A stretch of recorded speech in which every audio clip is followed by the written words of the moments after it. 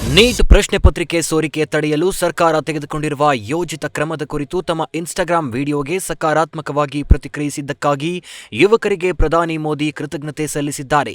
ಮೊದಲ ವಿಡಿಯೋ ನೋಡಿದ ಲಕ್ಷಾಂತರ ಯುವಕರು ಪರೀಕ್ಷಾ ಪದ್ಧತಿ ಸುಧಾರಿಸಲು ಸಾಮಾಜಿಕ ಜಾಲತಾಣದಲ್ಲಿ ಹಂಚಿಕೊಂಡಿರುವ ಸಲಹೆಗಳನ್ನು ಗಮನಿಸಿದ್ದೇನೆ. ಪೇಪರ್ ಸೋರಿಕೆ ದಂಧೆ ವಿರುದ್ಧ ಸರ್ಕಾರ ತೆಗೆದುಕೊಳ್ಳಲಿರುವ ಕಠಿಣ ಕ್ರಮಗಳಿಗೆ ದೇಶದ ಯುವ ಪೀಳಿಗೆ ತೋರಿರುವ ಬೆಂಬಲವೇ ನಮಗೆ ದೊಡ್ಡ ಶಕ್ತಿ. ತಡರಾತ್ರಿ ಹಂಚಿಕೊಂಡ ವಿಡಿಯೋ ಮೂಲಕ ದೇಶದ ಯುವ ಸಮುದಾಯದೊಂದಿಗೆ ನೇರವಾಗಿ ಕನೆಕ್ಟ್ ಆಗಲು ಸಾಧ್ಯವಾಗಿದ್ದು ತಮಗೆ ಹೆಮ್ಮೆ ತಂದಿದೆ ಎಂದಿದ್ದಾರೆ. ಅಲ್ಲದೆ ಯುವಕರ ಅಭಿಪ್ರಾಯಗಳನ್ನು ಸರ್ಕಾರ ಅತ್ಯಂತ ಗಂಭೀರವಾಗಿ ಪರಿಗಣಿಸಲಿದೆ. ಪರೀಕ್ಷಾ ವ್ಯವಸ್ಥೆಯನ್ನ ಸಂಪೂರ್ಣ ಪಾರದರ್ಶಕವಾಗಿ ಮುಂದುವರೆಸಲು ಯುವ ಜನತೆಯ ಈ ನಿರಂತರ ಸಂವಾದ ಅಗತ್ಯ ಅಂತ ನಮೋ ಹೇಳಿಕೊಂಡಿದ್ದಾರೆ. ಇನ್ನು ಪರೀಕ್ಷೆಗಳ ಅಕ್ರಮಕ್ಕೆ ಸಂಬಂಧಿಸಿದ ಕೇಸ್ಗಳ ತನಿಖೆಗಾಗಿ ದೆಹಲಿ ಪೊಲೀಸರು ವಿಶೇಷ ಕಾರ್ಯಪಡೆಯನ್ನ ರಚಿಸಿದ್ದಾರೆ. ಸಾರ್ವಜನಿಕ ಪರೀಕ್ಷೆಗಳಿಗೆ ಸಂಬಂಧಿಸಿದ ಅಪರಾಧಗಳ ತ್ವರಿತ ಹಾಗೂ ಸಮಗ್ರ ತನಿಖೆ ನಡೆಸುವ ಜವಾಬ್ದಾರಿಯನ್ನ ಈ ವಿಶೇಷ ಕಾರ್ಯಪಡೆ ಹೊಂದಿದೆ. ಯುಪಿಎಸ್ಸಿ, ರೈಲ್ವೆ ನೇಮಕಾತಿಗಳು, ಐಬಿಪಿಎಸ್, ಎನ್ಟಿಎ ಸೇರಿದಂತೆ ಯಾವುದೇ ಪ್ರಾಧಿಕಾರದಲ್ಲಿ ಅಕ್ರಮ ಕಂಡುಬಂದರೂ ಈ ಕಾರ್ಯಪಡೆ ರಂಗಪ್ರವೇಶ ಮಾಡಲಿದೆ.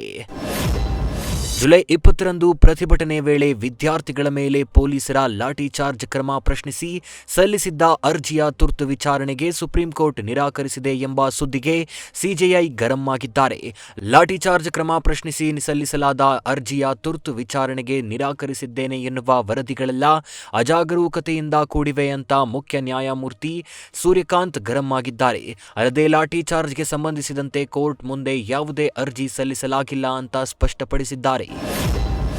ಮದುವೆ ಬಳಿಕ ತಾವು ಬೇರೆ ಬೇರೆಯಾಗಬೇಕಾಗುತ್ತೆ ಅಂತ ಮೂವರು ಸಹೋದರಿಯರು ಒಬ್ಬನನ್ನೇ ವರಿಸಿದ ಘಟನೆ ಉತ್ತರ ಪ್ರದೇಶದಲ್ಲಿ ನಡೆದಿದೆ. ಆಮ್ರೋಹಾದ ಮೂವರು ಸಹೋದರಿಯರು ವಿಕಾಸ್ ಎಂಬ ಕ್ಯಾಮರಾಮ್ಯಾನ್ ಜೊತೆ ಹೊಸ ಜೀವನಕ್ಕೆ ಕಾಲಿಟ್ಟಿದ್ದಾರೆ. ಸರೋಜಾ, ಸಾವಿತ್ರಿ ಮತ್ತು ಸಂತೋಷಿ ಎಂಬ ಸಹೋದರಿಯರು ಚಾಮುಂಡಾ ಮಾತಾ ದೇವಾಲಯದಲ್ಲಿ ವರನಿಗೆ ಕೊರಳೊಡ್ಡಿದ್ದಾರೆ. ಇನ್ನು ಇದು ಪರವಿರೋಧದ ಚರ್ಚೆಗೂ ಕಾರಣವಾಗಿದೆ. ದೆಹಲಿಯಲ್ಲಿ ನಡೆಯುತ್ತಿರುವ ವಿದ್ಯಾರ್ಥಿಗಳ ಹೋರಾಟಕ್ಕೆ ಬೆಂಬಲಿಸಿ ಬೆಳಗಾವಿಯಲ್ಲೂ ಪ್ರತಿಭಟನೆ ನಡೆಸಲಾಗಿದೆ. ಬೆಳಗಾವಿ ಚೆನ್ನಮ್ಮ ವೃತ್ತದಲ್ಲಿ ಕ್ಯಾಂಡಲ್ ಹಿಡಿದು ವಿದ್ಯಾರ್ಥಿಗಳು ಹಾಗೂ ವಿವಿಧ ಸಂಘಟನೆ ಕಾರ್ಯಕರ್ತರು ಪ್ರತಿಭಟನೆ ಮಾಡಿದ್ದು ಕೇಂದ್ರ ಸರ್ಕಾರ ಪ್ರಧಾನಮಂತ್ರಿಗಳ ವಿರುದ್ಧ ಘೋಷಣೆ ಕೂಗಿ ಆಕ್ರೋಶ ವ್ಯಕ್ತಪಡಿಸಿದ್ದಾರೆ. ಇನ್ನು ಪ್ರಾಣ ತೆತ್ತ ವಿದ್ಯಾರ್ಥಿಗಳ ಕುಟುಂಬಕ್ಕೆ ಸೂಕ್ತ ಪರಿಹಾರ ನೀಡಬೇಕು ಹಾಗೂ ಕೇಂದ್ರ ಸಚಿವ ಧರ್ಮೇಂದ್ರ ಪ್ರಧಾನ್ ರಾಜೀನಾಮೆ ನೀಡಬೇಕು ಅಂತ ಪ್ರತಿಭಟನಾಕಾರರು ಆಗ್ರಹಿಸಿದ್ದಾರೆ. ಬಿಡದಿ ರೈತರ ಹೋರಾಟದಲ್ಲಿ ಭಾಗಿಯಾಗಲು ತೆರಳಿದ್ದ ಕೊಡಗಿನ ರೈತರ ಬಂಧನವನ್ನ ಖಂಡಿಸಿ ಪೊಲೀಸರ ವಿರುದ್ಧ ರೈತ ಮುಖಂಡರು ಆಕ್ರೋಶ ವ್ಯಕ್ತಪಡಿಸಿದ್ದಾರೆ. ಮಡಿಕೇರಿಯಲ್ಲಿರುವ ಕೊಡಗು ಜಿಲ್ಲೆಯ ಎಸ್ಪಿ ಕಚೇರಿಗೆ ರೈತರು ಆಗಮಿಸಿದ್ದು, ಬಂಧನದ ಬಳಿಕ ಪೊಲೀಸರು ತಮ್ಮನ್ನ ಸರಿಯಾಗಿ ನೋಡಿಕೊಂಡಿಲ್ಲ, ರಾಜ್ಯದಲ್ಲಿ ಎಲ್ಲೂ ಇಲ್ಲದ ಕಾನೂನು ಕ್ರಮ ಕೊಡಗಿನ ರೈತರ ವಿರುದ್ಧ ಮಾತ್ರ ಯಾಕೆ ಅಂತ ಪ್ರಶ್ನೆ ಮಾಡಿದ್ದು, ಘಟನೆಯ ಕುರಿತು ಸೂಕ್ತ ಕ್ರಮ ಕೈಗೊಳ್ಳುವಂತೆ ಆಗ್ರಹಿಸಿ ಕೊಡಗು ಜಿಲ್ಲೆಯ ಎಸ್ಪಿಗೆ ರೈತ ಸಂಘದ ಮುಖಂಡರು ದೂರು ನೀಡಿದ್ದಾರೆ. ಸಮರ್ಪಕ ಬಸ್ ಸಂಪರ್ಕ ಇಲ್ಲದೆ ವಿದ್ಯಾರ್ಥಿಗಳು ಪರದಾಡುವಂತಾಗಿದ್ದು, ಬಸ್ ತಡೆದು ಸಾರಿಗೆ ಇಲಾಖೆ ವಿರುದ್ಧ ವಿದ್ಯಾರ್ಥಿಗಳು ಪ್ರತಿಭಟನೆ ನಡೆಸಿದ್ದಾರೆ.